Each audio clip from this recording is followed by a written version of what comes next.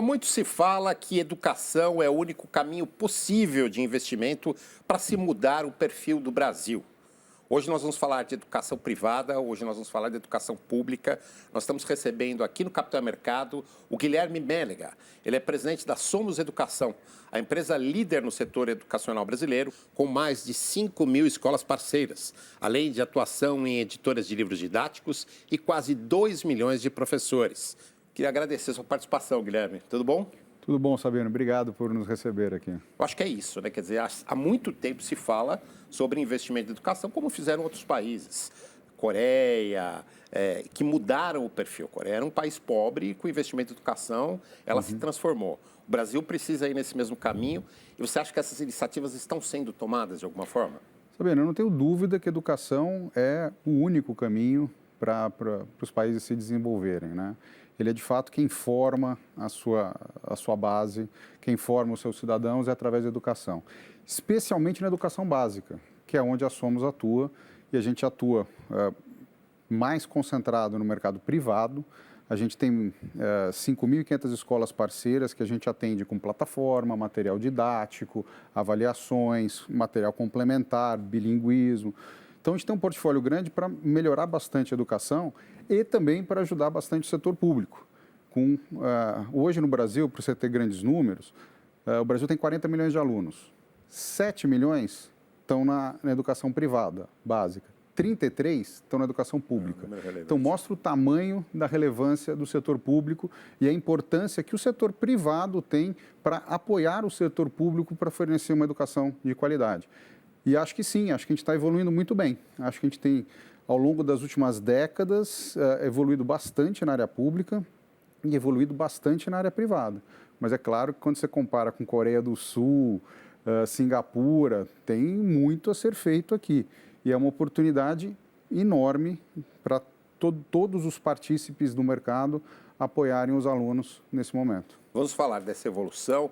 Vamos falar dessa questão da educação pública sendo, de alguma forma, apoiada hoje pela educação privada, mas antes eu queria, só para que todos que nos acompanham entendessem, a gente definir a Somos Educação hoje, porque ela tem uma história ali de aquisições, de fusões. Acho que a gente podia explicar isso, por favor. Deixa eu contar um pouco a origem, então, Sabino. A Somos Educação hoje, ela tem origem na Abril Educação. Então, o Grupo Abril, final da década de 90, começo dos anos 2000, começou a investir em educação. Comprou editoras, editora Ática, editora Scipione, e nasceu um negócio dentro do Grupo Abril que era um grupo de educação, que era Abril Educação, que mais tarde Abril Capital comprou o Anglo, que é uma marca muito tradicional, uma marca nacional, e começou a investir em educação. Então, a origem do Grupo Somos vem do Grupo Abril. O grupo, a Abril Educação foi vendida há mais ou menos 10 anos atrás para o fundo Tarpon, que vendeu para a Croton, que é o grande player de educação de ensino superior no mercado brasileiro. E aí formou-se a Cogna. Então, a Cogna é uma empresa que tem a Croton, que participa do ensino superior, com marcas tradicionais como a Anhanguera, e a Somos Educação, que cuida da educação básica, com marcas como Saraiva, Ática, Anglo, Pitágoras, PH. Então, o nosso grupo hoje é formado, o Grupo Cogna, de um braço de ensino superior, um braço de educação privada básica e um outro braço que chama Saber, que atende o mercado público de PNLD e o Red Balloon, que é uma franquia de idiomas também. Então, é um portfólio bastante extenso na educação básica e na educação superior. Investir em educação, do ponto de vista de negócio, isso é um programa de negócio, vale a pena hoje no Brasil? Educação e saúde são os dois maiores mercados mundiais. Então, acaba que muitas empresas e indústrias que não estão em educação olham para a educação pelo tamanho do mercado. Não só pela relevância, pela missão, pelo propósito, mas pelo tamanho da oportunidade. Tudo é muito grande no mercado de educação. A gente fala de milhares de alunos, milhões de alunos no país e falamos em bilhões de alunos no mundo. Então, é um mercado enorme, é um principal mercado. Nas últimas décadas... E desculpe, mas é um mercado também priorizado pelas pessoas, né? Educação e saúde são as necessidades básicas que ninguém deixa de investir naquilo. Exatamente. E eu estava comentando um pouco antes, o público mais educado é o que mais valoriza a educação. Ele sabe o quanto aquilo é importante para o seu trabalho, para a sua geração de riqueza e para a sua formação. Então, um público educado acaba investindo ainda mais em educação nos seus filhos. E é um dos setores que mais crescem. Quando a gente olha no ramo de franquias, as franquias educacionais crescem a mais de 10% ao ano há muitos anos. Então, é um excelente setor. Olha na última década a quantidade de empresas que abriram capital, ou seja, que se financiaram na Bolsa de Valores para poder trazer recursos e continuar a sua trajetória de crescimento. Muitas de ensino superior e nós, da educação básica, também abrimos o capital junto com outros players para chamar recursos para a gente continuar investindo, dado o tamanho do mercado, dado o tamanho das oportunidades que tem. Você falava como é que surgiu a Somos Educação, mas vamos contar um pouquinho a história, né? Quer dizer, como é que ela cresce, como é que ela se posiciona no mercado hoje? Hoje a Somos Educação é uma plataforma educacional, a gente tem a escola no centro, até o ano passado apenas a escola privada no centro, e a gente atende a escola com um portfólio de produtos. Então, atendemos com todas as necessidades de conteúdo, com as necessidades de avaliação, de treinamento, de marketing, de IRP, até o sistema operacional da escola a gente tem para oferecer. Então, uma escola que é parceira da Somos Educação, ela pode explorar não só nossas marcas e a qualidade do conteúdo e do serviço, mas ter todo um ecossistema para ela usar na educação das disciplinas básicas e muito mais. Socioemocional, bilinguismo, tecnologia, plataforma, avaliações. E, para pegar esse exemplo de avaliações, o quanto que avaliações, na minha época de aluno, eu sentava e fazia uma prova no papel. Sim. Hoje, você tem opções de fazer uma prova no computador, uma prova que já te desafia, uma prova adaptativa, que segue trilhas diferentes para alunos diferentes. Então, customizando a aprendizagem. A tecnologia trouxe para o portfólio de produtos uma sofisticação para tratar o aluno de forma diferente. E o professor tem informações sobre esse aluno que ele não tinha antes. Ou que para ele ter informação ele precisava corrigir todas as provas, compilar os números e tirar conclusões. Agora a plataforma oferece tudo isso para o professor, né? Como é que a inteligência artificial está chegando aí? A inteligência artificial está chegando muito forte e ela chega muito ainda na parte de produção de conteúdo. Então, como você produz conteúdo, você tem um aliado agora com a inteligência artificial. Então, muita da hora que era investida na produção de conteúdo, agora é uma hora que é usada para curar o conteúdo que sai de plataformas de inteligência artificial. Mas a importância do autor, a experiência em sala de aula, as décadas já investidas em educação, são fundamentais para a inteligência artificial não ser uma coisa que desumanize, né, a produção do conteúdo e do serviço. Então, acho que é uma ótima ferramenta, vem num momento para ajudar bastante as empresas a reduzirem custo, a serem mais eficientes, a conseguirem produzir produtos mais rápidos, mas a gente enxerga que ela ainda precisa ser tratada como uma ferramenta, não como uma solução completa. No período da Covid, no período da pandemia, talvez o setor da educação tenha sido o mais desafiado, junto com saúde, obviamente, mas o mais desafiado. Como é que foi esse momento do ponto de vista da evolução de metodologia, de tecnologia aplicada? Olha, eu acho que a gente evoluiu em semanas o que a gente demoraria décadas. O que acontece normalmente em tempos de crise. Foi uma mudança muito abrupta. No caso da Somos, a gente estava preparado porque a gente investe na nossa plataforma que chama Plural há mais de 10 anos. Ela nasceu na sala de aula do Ângulo, como um plantão de dúvida online. E isso que eu ia perguntar, o que é essa plataforma?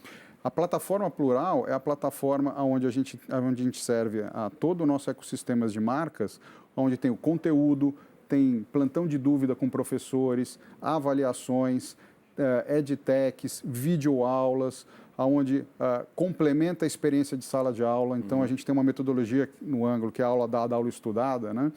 Pós a aula dada, tem um monte de recursos na plataforma para complementar as aulas, que inclusive informam o professor como é que está a performance desse aluno, não só na avaliação, mas no dia a dia. E também ajuda o aluno a falar, estou com dúvida nisso. Entra numa aula online para tirar dúvida daquele item. Então, é um ecossistema a serviço da escola privada que há 20 anos atrás seria um livro didático. E agora é uma plataforma. Então, na pandemia, através dessa plataforma, o que a gente não tinha em semanas a gente colocou? A gente colocou a capacidade da aula online lá dentro. E na educação básica, a gente precisa tomar muito cuidado, porque tem que ser um ambiente do professor com os seus alunos. Não pode ter nenhum outro tipo de entrante numa sala de aula. Então, toda a parte de cadastramento dos alunos, cadastramento do professor, cadastramento do momento, da aula que seria dada, do conteúdo que estaria disponível para aquela aula, a gente, em 2 semanas, colocou no ar. O nosso presidente anterior, o Mário Ghil, visualizou que a pandemia estava indo num caminho complicado, muito antes do que muita gente, e a gente já começou a investir em parceria com o Google para ter a funcionalidade de aula digital. Então, os nossos parceiros, a pandemia foi lá para fevereiro, Isso, né, março. No meio de março estava com a funcionalidade da aula dentro da nossa plataforma. Então, as escolas que eram nossas parceiras na pandemia não precisaram investir em tecnologia, em plataforma, nada. Era simplesmente disponibilizar computadores para os seus professores e alunos, porque a plataforma já estava pronta. O ambiente para aprendizagem já estava pronto, no plural. Isso foi um desafio também muito grande para quem estava na ponta, para os professores. Enorme, enorme, enorme. Eu acho que os professores foram os grandes protagonistas da pandemia. E eu, como pai, inclusive, vi coisas fantásticas, porque eu estava trabalhando em casa, acompanhando as aulas das minhas filhas, e eu via como um professor de educação física, dando uma aula online, tinha que ser criativo para os alunos fazerem educação física online, né? Então, coisas fantásticas, até a gamificação que estava sendo trazida, personagens para transformar a aula mais animada, e até fatos anedóticos também, né?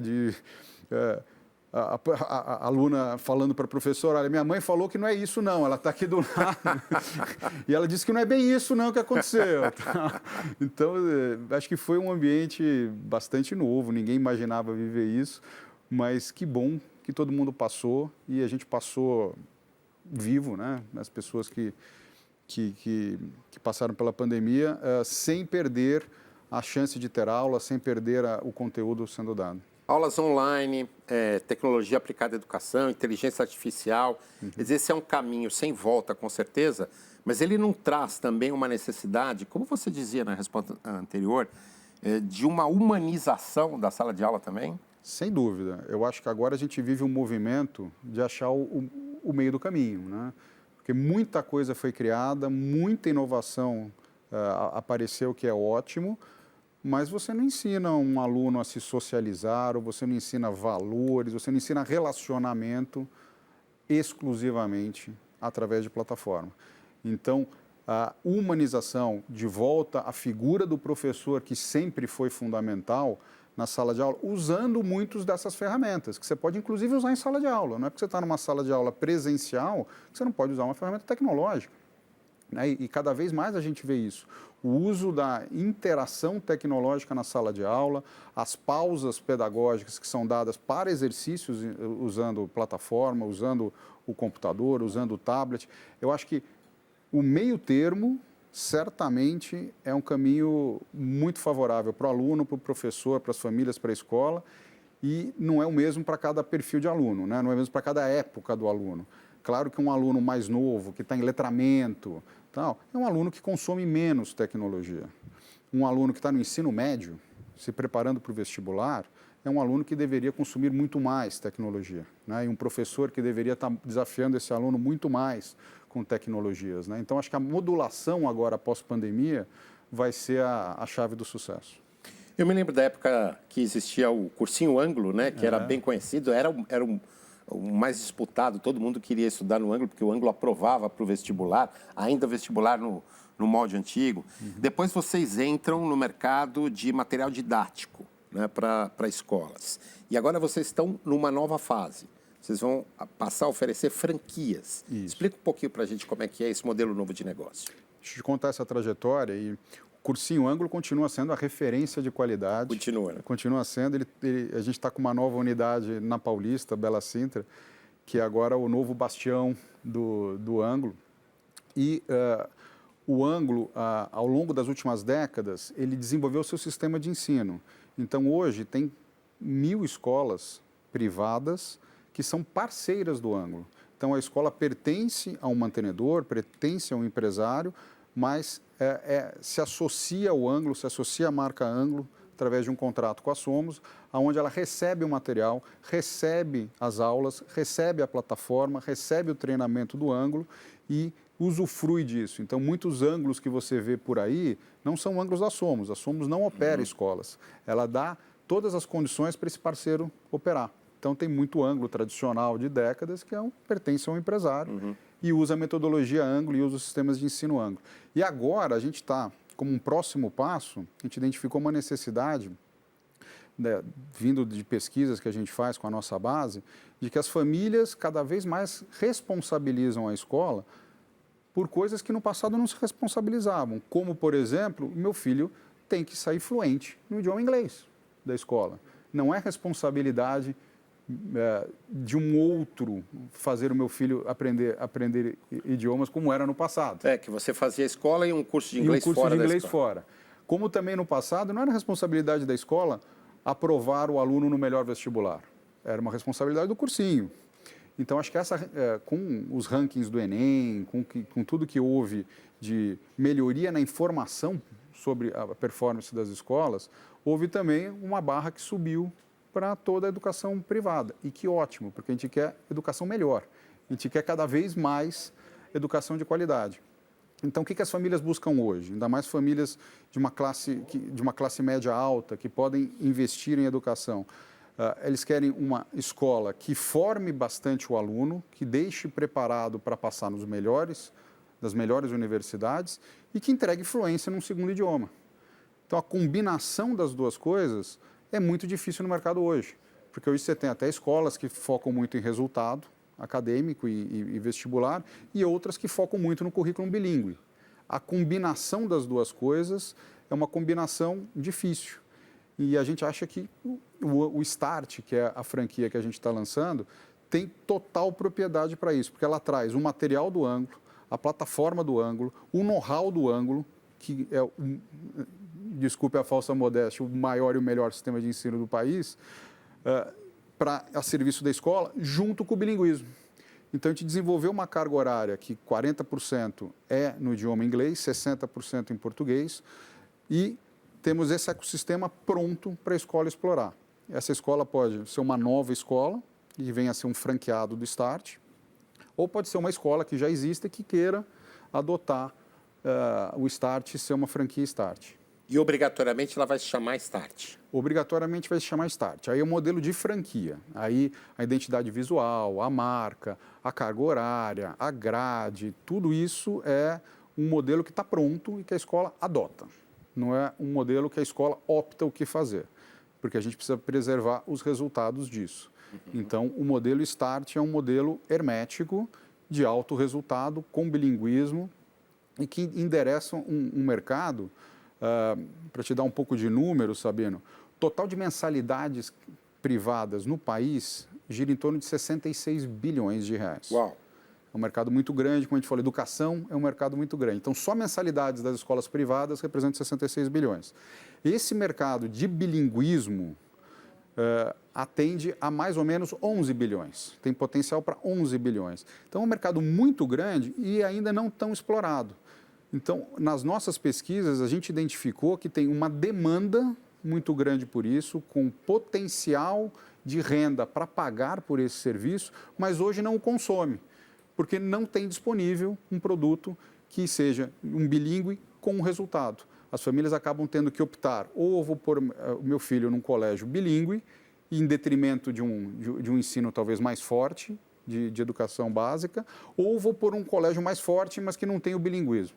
Então, existe uma demanda que a gente espera atender com o Start, que é de ocupar esse espaço, que é de fornecer o produto, a qualidade, a plataforma, para que o empresário possa ocupar esse espaço. Isso começa a partir de 24 ou já existiu esse ano algumas experiências? A gente tem uma escola em São José do Rio Preto, que é o Start original, que já está funcionando, vai muito bem, que é inclusive a nossa flagship, que é onde a gente leva interessados para aprender sobre a metodologia e para conversar com o mantenedor da escola, que é o nosso sócio nisso, que já opera há 2 anos, 3 anos a escola.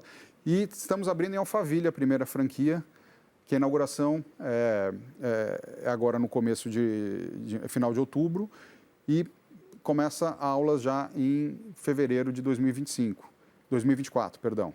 E em 2025 a gente espera ter 40 unidades abertas. Isso que eu ia perguntar, 40 espalhadas pelo Brasil. Espalhadas pelo Brasil.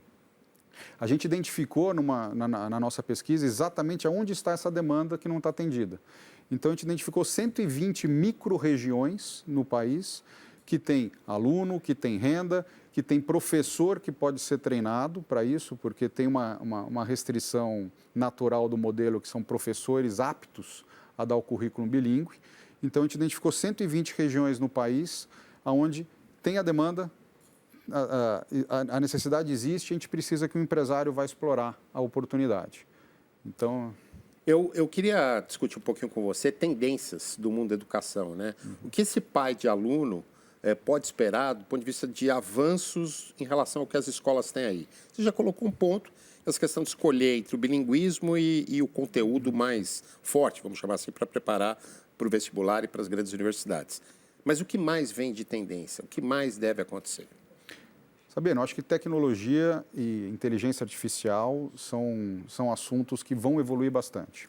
Os alunos precisam começar a aprender a usar essa inteligência artificial. E tem exemplos muito interessantes de alunos que já usam a sua inteligência artificial para estudar, porque a preocupação de quem está dando uma prova ou de quem está dando conteúdo é que não vai usar a inteligência artificial para o aluno não trabalhar, né? Ele vai lá, pega as respostas e faz o plágio. Mas tem muito aluno ensinando a gente o quanto que a curiosidade intelectual faz com que ele use para o bem a inteligência artificial. Então, alunos que têm que fazer uma prova de texto usam a inteligência artificial para produzir novos textos, para fazerem perguntas, para ele treinar para o que seria a prova. Então, eu acho que a inteligência artificial vem no estágio talvez um pouco mais lento na parte de produto, e muito mais na parte de plataforma, na parte de formação de conteúdo. Mas a tendência de você ter, numa escola, mais tecnologia, uma preocupação com o socioemocional, e acho que a pandemia veio e deixou isso muito latente, já era uma tendência, as diretrizes da nova BNCC também, que é o a Base Nacional Curricular, também fortalece o socioemocional, que é formar o cidadão, que é formar um cidadão muito mais do que só no conteúdo, formar um cidadão de maneira completa. O bilinguismo, né? O bilinguismo é um passaporte para o mundo, muito mais do que uma necessidade local. E ainda o inglês, né? E o inglês é o principal idioma. O inglês é 95% da demanda por um segundo idioma. Então, tecnologia socioemocional, bilinguismo é uma tendência muito clara e uma tendência que a gente acredita que também os alunos da área pública vão trilhar.